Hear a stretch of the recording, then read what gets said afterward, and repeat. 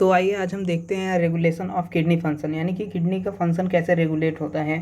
तो इसको बात करने से पहले हम मतलब एनसीईआरटी पढ़ते हैं, तो उसके बाद हम समझेंगे क्या होता है, इसमें कैसे होता है।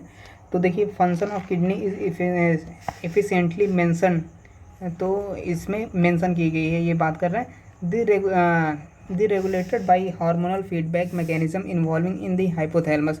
देखिए, जिसका जो इसका हार्मोन का मैकेनिज्म है, मतलब ये हार्मोन के द्वारा रेगुलेट किया जाता है, ये हाइपोथैलेमस से कंट्रोल होता है। एंड हाइपोथैलेमस, और उसमें रोल किसका आता है, जेजीए यानी जस्टाग्लोमेरुलर अपरेटस का रोल आता है। एंड टू सर्टेन एक्सटेंट, यानी कि जो उसका यानी कि जेजीए, ये जस्टाग्लोमेरुलर अपरेटस है, तो इसकी जो एक्सटेंशन होती है, मतलब और भी कार्य होते हैं, तो उससे रिलेटेड है। एंड दी हार्ट से भी रिलेटेड है। तो इन चीज़ों का क्या रिलेशन है, ये हम आगे जाके समझते हैं। तो पहले यहाँ पे देख लेते हैं। Osmo receptor of the body is activated changes in blood volume. देखिए, यहाँ पे कह रहा है कि जो बॉडी के ऑस्मो रिसेप्टर होते हैं, जो कंसंट्रेशन ग्रेडियंट को रिसेप्ट करते हैं कि कितना है कितना नहीं है, तो कम है या ज़्यादा है body fluid in the vessels, तो उसकी बात यहाँ पर कर रहा है। Body fluid volume and ionic concentration. देखिए, ये बात हो रही है बॉडी के फ्लूइड का जो वॉल्यूम है, और उसमें जो आयनिक कंसंट्रेशन है, किसमें, बॉडी के फ्लूइड के वॉल्यूम में जो आयनिक कंसंट्रेशन है, उसकी बात कर रहा है यहाँ। And excessive loss of fluid from body can activate these receptors. तो इसको हम यहाँ पे देखने से पहले इधर देख लेते हैं। यहाँ पे मेनली ये एडीएच की बात करेगा। एडीएच क्या है, ये देखिए, एडीएच एंटी डायरेक्टिक हार्मोन है, यानी कि एंटी डायूरेटिक हार्मोन ये है।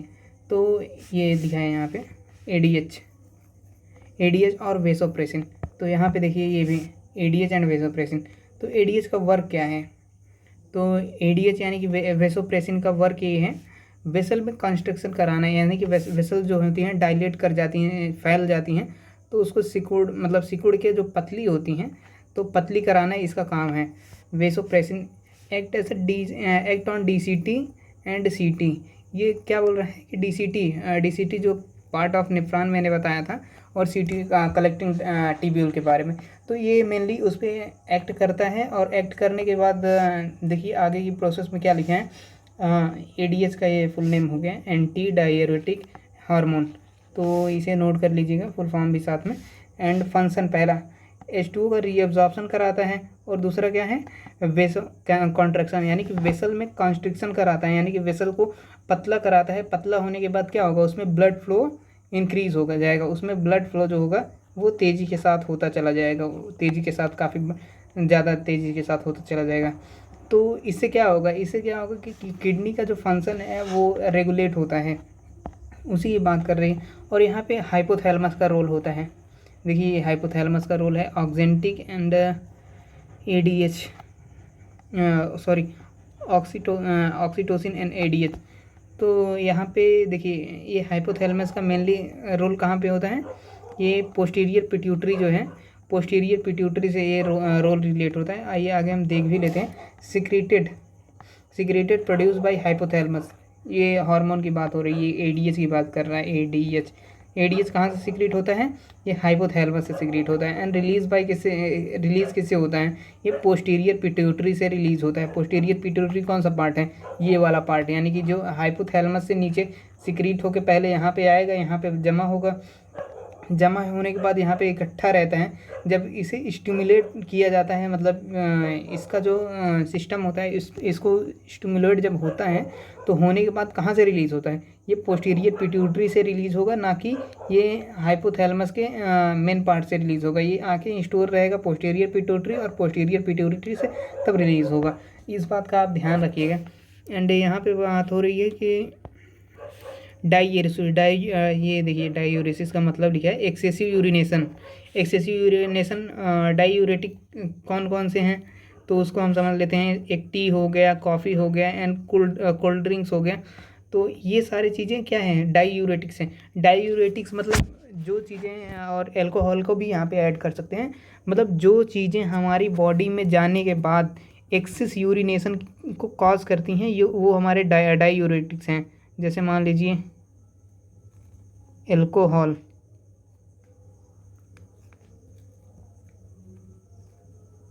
एल्कोहल हो गया एंड अदर थिंग्स, मतलब ऐसे कई चीज़ें हैं वो डायरेक्ट।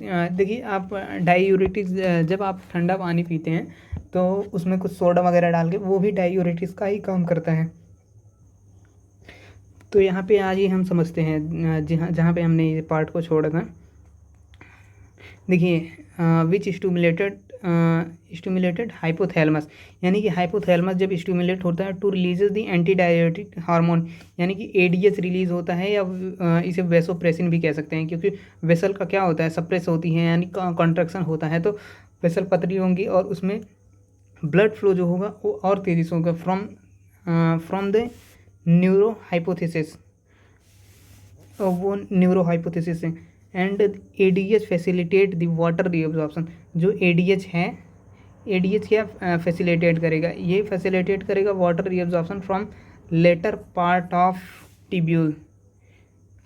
ये क्या कह रहा है, लेटर पार्ट, इसको भी हम समझते हैं later part of the tubules by the preventing the diuresis, यानी कि एडीएच रिलीज होने के बाद क्या होगा, ये रीअब्जॉर्प्शन करवाएगा, रीअब्जॉर्प्शन करवाने से क्या होगा, डाईयूरेसिस जो होगी वो प्रिवेंट होगी। यहाँ पे कह रहा है जो एडीएच है, ये देखिए ADH facilitate the reabsorption, ADH reabsorption को फैसिलिटेट करता है द प्रिवेंटिंग डाईयूरेसिस, इससे डाईयूरेसिस की जो प्रोसेस है वो प्रिवेंट हो जाती है। And increases the body fluid volume, देखिए ये क्या कर रहा है कि increase the body fluid volume, तो बॉडी फ्लूइड का वॉल्यूम इंक्रीज कर रहा है।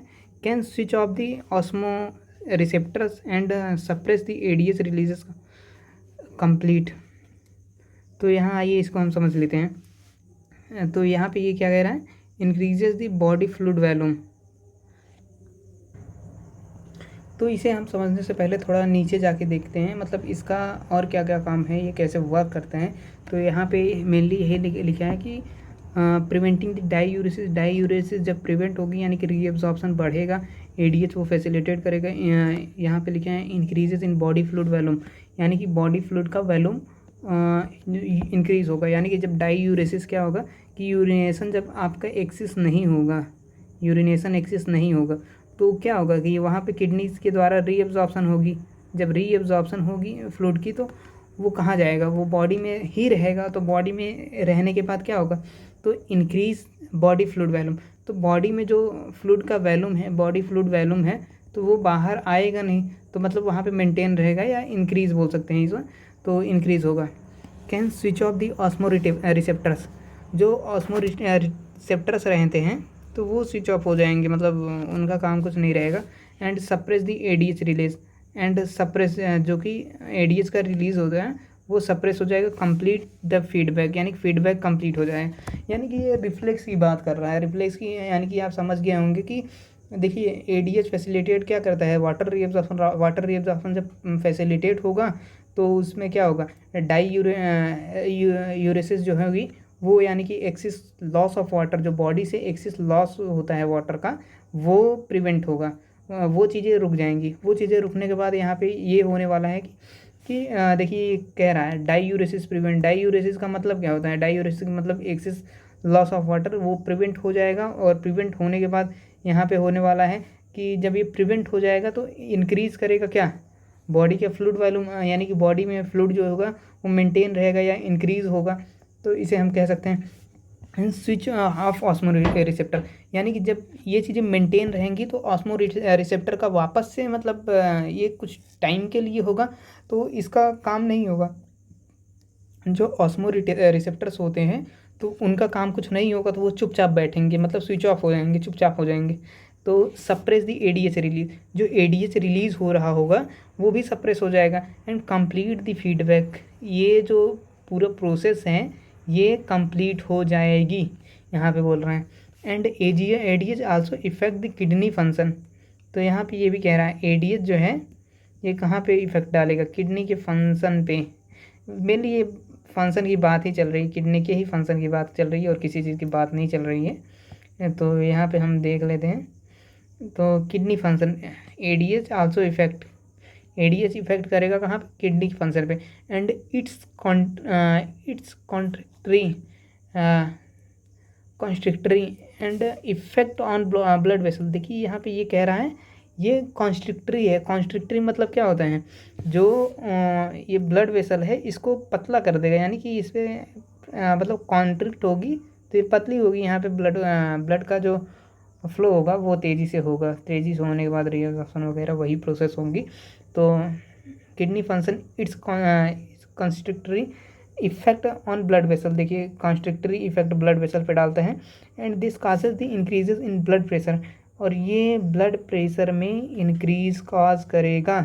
यानी कि ब्लड प्रेशर देखिए जब क्या है कि वेसल जो है, मान लीजिए ये वेसल है, ये फैली हुई है, मोटी है, मोटी होने के बाद जब एक स्पीड से यहाँ पे हार्ट से यहाँ पे चीज़ें आ रही हैं, मान लीजिए यहाँ पे ब्लड फ्लो हो रहा है या मतलब कोई फ्लूइड है तो कहीं से आ रहा है, तो ये चीज़ें क्या होंगी, तो एक स्पीड से हो रही हैं। अगर इसको पतला कर देंगे तो क्या होगा, पतला करेंगे लाजमी है यहाँ पे प्रेशर बढ़ेगा, और जब प्रेशर बढ़ेगा तो उसकी स्पीड तेज़ हो जाएगी। तो वही मैकेनिज़्म यहाँ पे यूज़ हो रहा है कि इंक्रीज़ द ब्लड प्रेशर। जब ये वेसल जो हैं वो पतली हो जाएंगी आगे जाके, ये मान लीजिए इतनी मोटी हैं, इतनी पतली हो जाएंगी, इसमें कॉन्ट्रैक्शन हो गया। पतली होने के बाद इसमें क्या प्रोसेस होगा कि इसका प्रेशर बढ़ जाएगा। तो वही बात हो रही है, causes the blood causes increases in blood pressure and increases in blood pressure can increases the glomerular blood flow। यानी कि यहाँ पे बात हो रही है GF ग्लोमेरुलर ब्लड फ्लो। जो ग्लोमेरुलस पे ब्लड का फ्लो होता है, जो टप कैपिलरी था जो आपने देखा था, यहाँ अफरेंट आर्टरियोल, यहाँ इफरेंट आर्टरियोल जो थी, और यहाँ पे खूब सारी कैपिलरी थी, यहाँ पे कैपिलरी थी, और यहाँ पे क्या था, बूमन्स कैप्सूल था। हाँ, जो यहाँ पे बूमन्स कैप्सूल था ब्रह्मास्त्र की तरह। तो यहाँ पे क्या है कि ग्लोमेरुलर फ्लो, तो यहाँ पे जो ब्लड का फ्लो है ये मतलब जो फिल्टर हो रहा है, ये चीज़ें इंक्रीज़ हो जाएंगी। इंक्रीज़ किस वजह से हो रही हैं, जो कि ब्लड का प्रेशर बढ़ रहा है इसी वजह से। एंड इंक्रीजेस, देखिए लिख रहा है increases blood pressure can glomerular flow blood flow and the GFR क्या है भाई, GFR वही प्रोसेस है जो ब्लड प्रेशर को मतलब जो फिल्ट्रेशन को इंक्रीज़ करती है। GFR यानी glomerular filtration rate, glomerular filtration rate. तो ग्लोमेरुलस में जिस हिसाब से फिल्ट्रेशन होता है उसी के रेट को ग्लोमेरुलर फिल्ट्रेशन रेट कहते हैं, यानी कि GFR कहते हैं। GFR यहाँ NCERT क्या कह रही है आइए देखते हैं। If JGA cell juxtaglomerulus apparatus play complex regulatory role, a fall in glomerulus blood flow देखिए इसको समझने से पहले ना हम आते हैं थोड़ा JG से जस्टाग्लोमेरुलर अपरेटस क्या है इसे देख लेते हैं। तो जस्टाग्लोमेरुलर अपरेटस को हम देखते हैं, ये किस पोर्शन को कहते हैं। पहला ये जो इसमें देखिए ये सेल्स हैं, इस सेल को क्या लिखा है मैकुलर डेंसा सेल्स।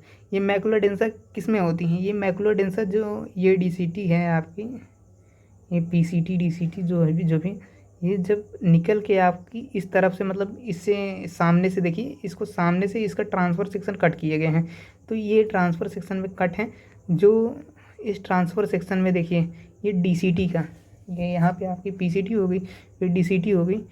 DCT का जो ट्रांसफ़र सेक्शन है, ट्रांसफ़र सेक्शन में छोटे छोटे सेल्स लगे हुए हैं, ऐसे सेल्स लगे हुए हैं, और इन सेल में कुछ सेल्स जो पिंक कलर के हमें दिखाई दे रहे हैं, ये सेल्स, ये सेल्स, ये वाले, ये कौन से सेल है, मैकुलर डेंसा सेल। इनका काम क्या है, ये इनका काम क्या है, डिटेक्ट करना। डिटेक्ट क्या करता है, ये ब्लड में जो आयंस के लेवल होते हैं, सोडियम का लेवल मेनली, और फ्लो को, मतलब ये मैसेज भेजता है जो ब्लड में फ़्लो चल रहा है वो किस हिसाब से चल रहा है, और वो कंसंट्रेशन पे डिपेंड करता है, किस पे, सोडियम आयन लाइक NaCl का जो कंसंट्रेशन होता है उसी पे डिपेंड करता है। तो उसी हिसाब से बोल रहे हैं जो मैकुलर डेंसा सेल है।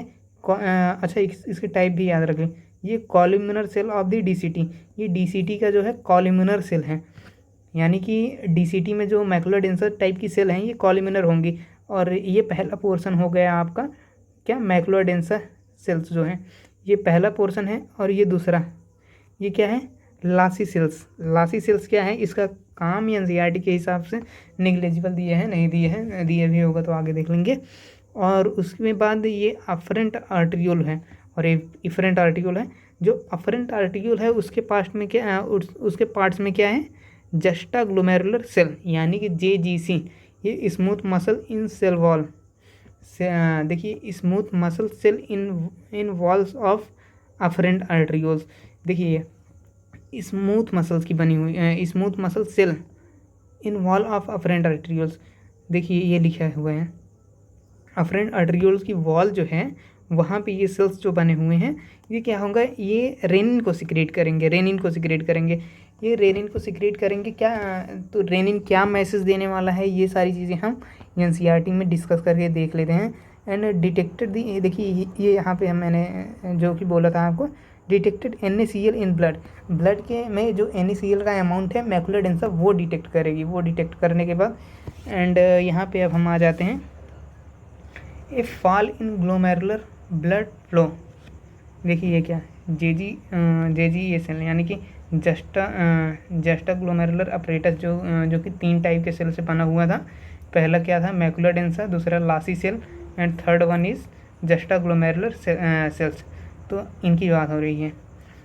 कॉम्प्लेक्स रेगुलेटरी रोल, ये कॉम्प्लेक्स रेगुलेटरी जो यहाँ पे रेगुलेशन चलती हैं तो उसमें एक कॉम्प्लेक्स रोल प्ले करते हैं, यानी कि इनका काफ़ी उलझा हुआ सा रोल रहता है। और इस रोल को आइए हम सुलझाते हैं, उलझा हुआ सा रोल इनका। Fall in glomerular blood flow, यानी कि जो ग्लोमेरुलस का ब्लड फ्लो होता है उसमें जो गिरावट आती है, यानी कि जो धीमी गति से फ्लो होने लगता है। एंड ग्लोमेरुलर ब्लड प्रेशर यानी कि GFR, तो उसी को GFR कहते हैं, glomerular filtration rate can active the GG cells to release renin. देखिए यहाँ पे बात हो रही है GFR कैन एक्टिव, यानी कि glomerular filtration rate can active. जो ग्लोमेरुलस की फिल्ट्रेशन की रेट रहती है वो जब स्लो होती है, यानी कि यहाँ पे लिखा है ना, ये देखिए फॉल इन ग्लोमेरुलर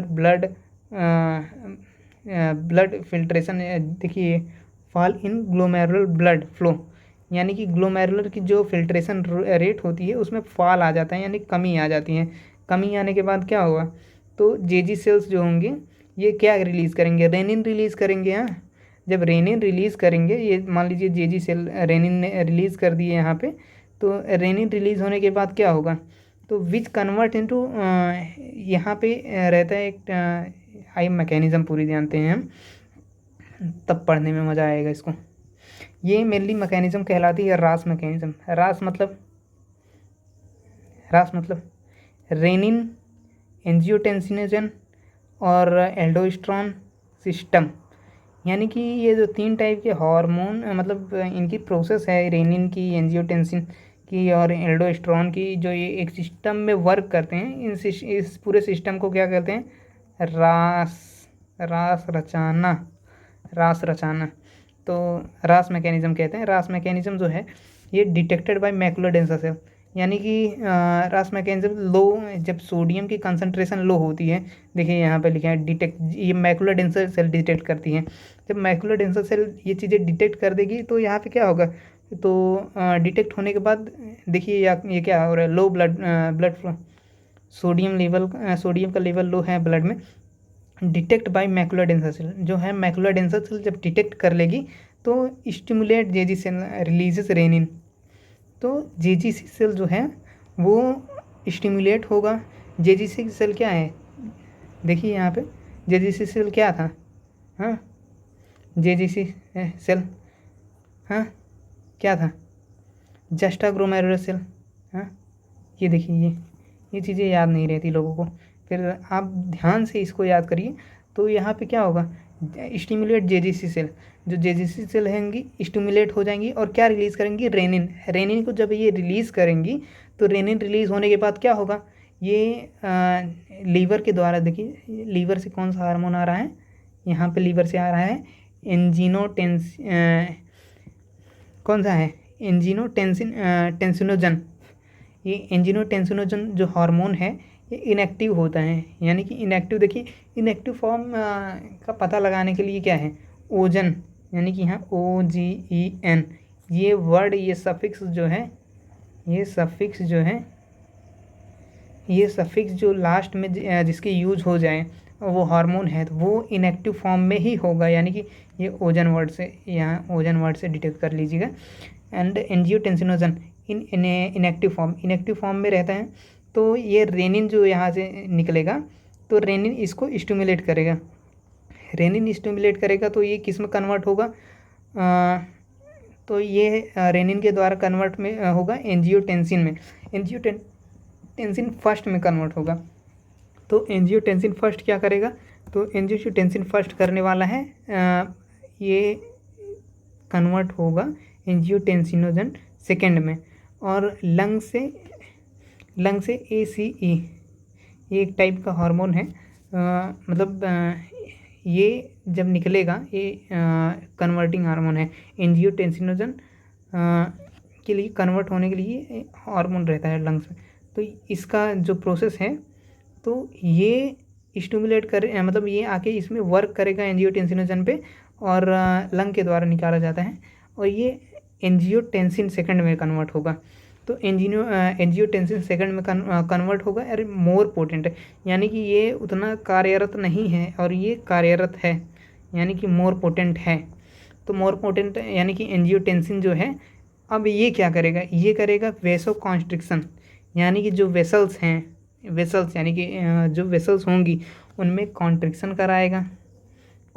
कराएगा। और देखिए ये जो एड्रिनल कॉर्टेक्स है, यहाँ पे जो किडनी है, किडनी के ऊपर एड्रिनल कॉर्टेक्स से ये एल्डोस्टेरोन निकलेगा।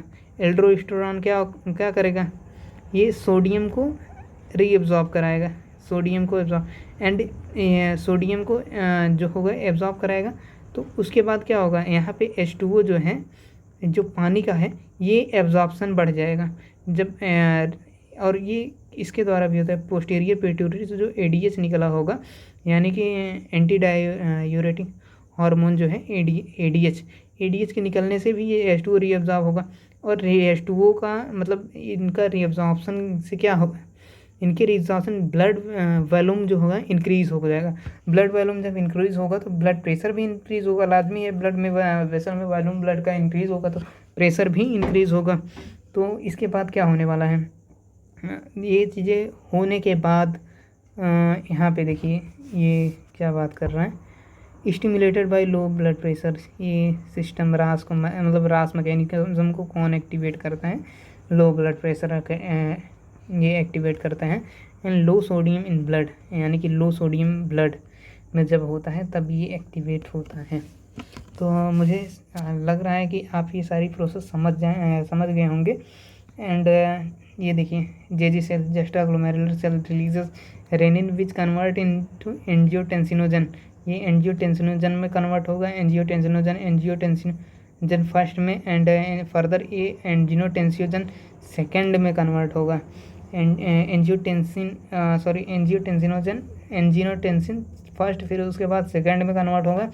And the process is angiotensin second being powerful, यानी कि एंजियोटेंसिन पावरफुल हो एक मोस्ट पोटेंट मैंने बोला था, ये ज़्यादा कार्यरत है।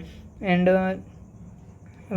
वेसो कॉन्स्ट्रिक्शन कराएगा and increases the glomerular blood pressure, यानी कि जो ग्लोमेरुलर ब्लड प्रेशर है वो इंक्रीज़ होगा तो क्या होगा, यहाँ पे फिल्ट्रेशन तेज़ी से होगी। फिल्ट्रेशन होगी तो सारी प्रोसेस तेज़ी से होने लगेंगी। And thereby GFR glomerular filtration rate, यानी कि देखिए ये यहाँ पे बात कर रहा है ग्लोमेरुलर ब्लड प्रेशर जो है वो इंक्रीज़ होने के बाद इसके साथ क्या इंक्रीज़ होगा, glomerular filtration rate. And angiotensinogen second also activates adrenal cortex, यानी कि एड्रिनल कॉर्टेक्स कहाँ का, मैंने ये जो बात बताई है ये वाली, ये किडनी के ऊपर जो ये स्ट्रक्चर है एड्रिनल का, इसमें जो कॉर्टेक्स रीजन से हैं, तो एड्रिनल कॉर्टेक्स एड्रिनल कॉर्टेक्स की बात कर रहे हैं। टू रिलीजेस एल्डोस्टेरोन, जो एड्रिनल कॉर्टेक्स है वो पार्ट क्या रिलीज़ करेगा, एल्डोस्टेरोन रिलीज़ करेगा। तो एड्रिनल कॉर्टेक्स के द्वारा एल्डोस्टेरोन यहाँ पे रिलीज़ हो रहा है। तो ये क्या कराएगा, aldosterone causes reabsorption of sodium ion, जो सोडियम आयन है तो उसका रीअब्जॉर्प्शन कराएगा एल्डोस्टेरोन, तो उसका रीअब्जॉर्प्शन कराएंगे। And water form distal part देखिए water from distal part of the tubule, यानी कि ट्यूब्यूल्स का जो डिस्टल पार्ट है,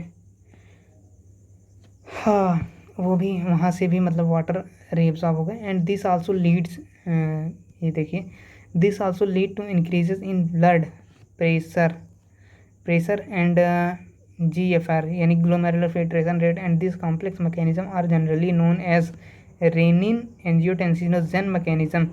और इस मैकेनिज्म को क्या कहते हैं मेरे भाई? इस मैकेनिज्म को कहेंगे रेनिन एंजियोटेंसिन मैकेनिज्म। जो ये रेनिन एंजियोटेंसिन मैकेनिज्म है, तो ये सारी चीज़ें मतलब किसका रोल प्ले हो रहा है? यानी कि वेसो कॉन्ट्रैक्शन होगा, यानी कि वेसो कॉन्ट्रिक्शन होगा, यानी कि रास मैकेनिज्म की पूरी बात चल रही है।